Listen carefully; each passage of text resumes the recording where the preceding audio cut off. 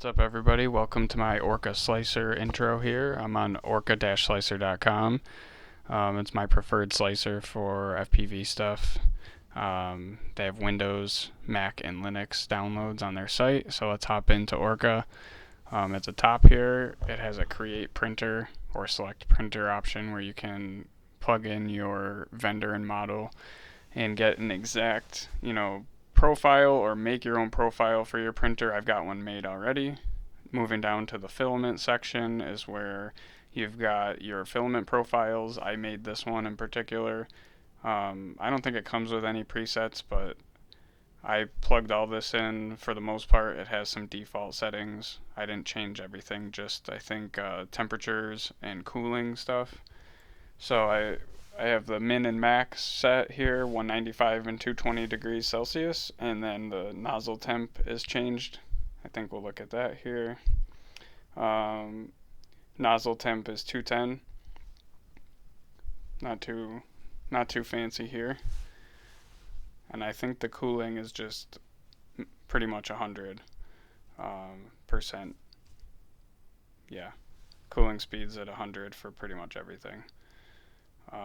We got the min print speed at 10 millimeters per second in case yours is different, and then we're going to slow down the max print speed a bit too. Also, setting overrides is important. Make sure your retraction is either dialed into your printer or you start using something around 6 or 7 millimeters, and also have your retraction speed a little quicker perhaps depending on your printer. Mine's at 60 millimeters per second. And I have wipe while retracting selected. Alright, now in the filament section, you can select what type of filament you're using, but you can also use these little buttons here to add other filaments to the print. And then you can do multi-filament in the G-code, so you can do it even if you don't have one of those fancy multi-filament printers. And here's the nozzle selection, so you can pick like your quality, and it changes the settings below. I have a TPU setting here just so in case I want to change something from default and save it, I can do that. Quality I keep usually at 0.2 millimeters.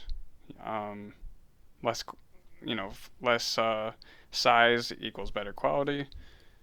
So let's move on to strength here. I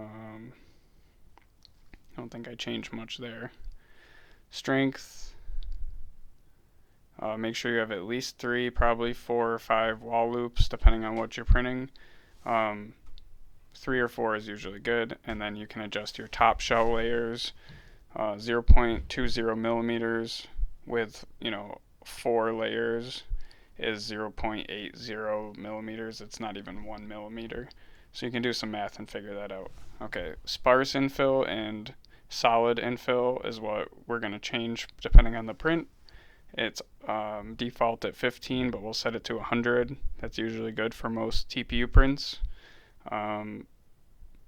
So if you set it at 100, it will use the internal solid infill pattern, and that's set to rectilinear. I don't know if it matters too much, but I try to use like rectilinear or crosshatch or something like that.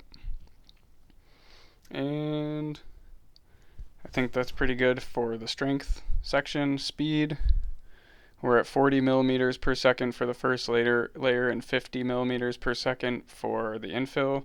And then we move up to like 30 millimeters per second for the walls. And yeah, I'm not sure. I think I just skipped over the other one. Okay. If you're going to use supports, use tree supports on auto or paint your supports, and then you can adjust the top Z distance if you're having trouble getting those layers separated, or the tip diameter here. That sometimes helps, going down to 0.5, I think is as low as I can go, maybe 0.4 millimeters. And then that's it. So moving forward, we'll put a file on the build plate and slice that and set up multicolor filament for this print, and then I'll probably delete it because I don't want to do multicolor. Okay, so let's drag in the source 1v3 mount that we made, and you can orient it however is best for your printer. If you have bed problems, you can just put it on a different part of the bed. And then we should have our settings good to go. So slice it, and you can drag the slider on the right up and down and see each individual layer. So you can drag it to where you think it would look good, and right click and select change filament and add a different color or whatever filament change you want, and then slice it again, and it will show you that color change reflected. So we're going to go back and delete it now. You can scroll manually, or I think you can right click on the color tab and it will show you a little X, which you can click to erase it, and then slice it again and it'll get rid of that. So slice it and export it, and once you export it, you can go ahead and stick it on your printer and get to printing. So we'll let this do its thing, and hopefully it works when it's done.